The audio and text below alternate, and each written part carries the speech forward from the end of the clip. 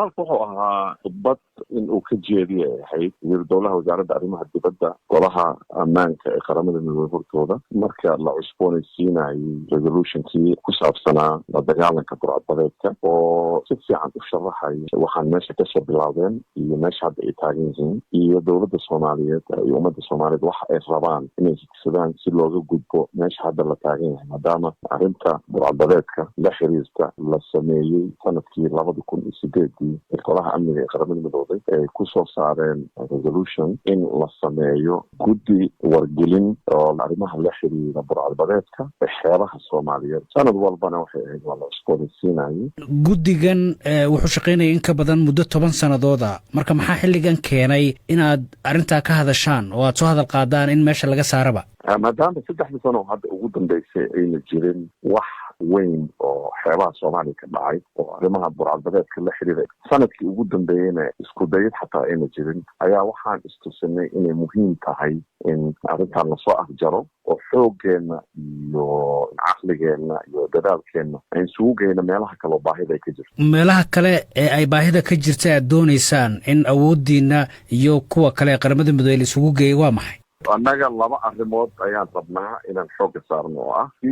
maraakiibtan iyo doomankan sida sharci darrada ah xeebaha Soomaaliya uga kalluumaysto loo joojin lahaa iyo waxyaabaha wasaqda oo xeebaha Soomaaliya lagu daadiyo sidii loo joojin lahaa iyo haddii dambiye ay jiraan dambiyada baddeena ka dhaco sidii loo joojin lahaa ay noqoto arrin dowladda dhexe ee Soomaaliya ay awood u leedahay ay qabato inay samayso ay tahay doodiinaas ma la dhageystay marka doodeena si fiican loo dhageystay waxaana ku guulaysanay labadii sano ugu dambeysay inaan ka xaalufino wax alaala wixii lacag accountigaas lagu shubi jiray waana la ogolaaday in dib u eegis lagu sameeyo arrintan iyo sidii looga gudbi lahaa danjire abuukar waxaan ognahay in guddigan 10 sannadood inta ka badan shaqaynayay kharash badan uu ku baxayay dhaqaalahaas ayaa wax lagu qaban jiray dhaqaalahaas wallahi runtii su'aalo badanaa ka taagan dhaqaalahaas sidiisaba waxaa lagu qarash garayn jiray sidii loo samayn lahaa maxkamado iyo xabsiyo dadka burcadbadeedka lagu soo qabta sida la sheegayo lagu saaro ayaan daro xabsiyadii la rabay in laga dhiso waddankeena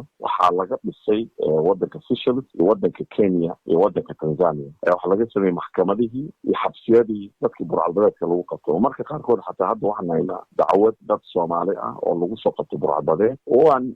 luqadina ka saynin qareena ayaga leeyihiin aan haysanin in warqado laga seexay taasoo markii dambe markii ogaadeen waxa ay seexeen dhibaato ka timid marka waxaan leenahay baahida arrintaas ma jirto dowladda Soomaaliya waa ku filan tahay in allaale cidii dambi gasho dambiyada noocyada kala gedisan oo badda Soomaaliya laga galo inay maxkamadda soo saarato marka waxaan leenahay awoodda international community-ga hala shaqeeyaan priority-ka dowladda Soomaaliyeed oo ah sidii loo dhisi lahaa ciidan Soomaaliyeed oo ciidan qaran ah oo ilaaliyo waxyaabaha dhibaatada ka socdo dhan saas aan ku talinay waxaynu u egtahay taladeena in la qaatay oo hadda loo diraayo assessment in lagu sameeyo dib u eegis kadibna sanadka dambe isku soo noqonayno aan filayno sanadka dambe inay noqoto arrin Soomaaliya horumar ay ka gaari doonto insha Allah laakiin danjire abuukarow hadda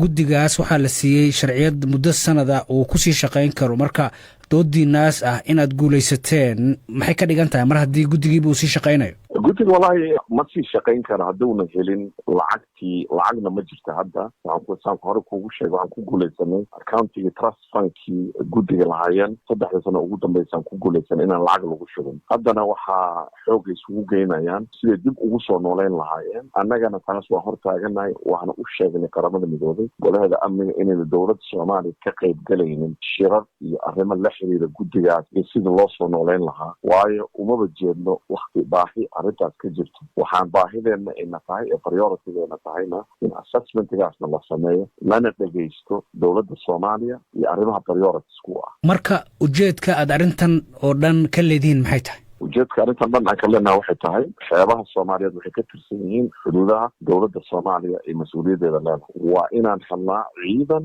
ilaaliyo xeebaheena kana ilaaliyo dadka sida sharci darrada u kalluumaysanayo dadka sida sharci darrada qashinka ugu daadinayo iyo hadday jirto dad contraband iyo wax samaynayo in ciidan Soomaaliyeed oo ilaalo ah oo badaha Soomaaliya ilaaliyo iyo xeebaheena ilaaliyo inaan samayno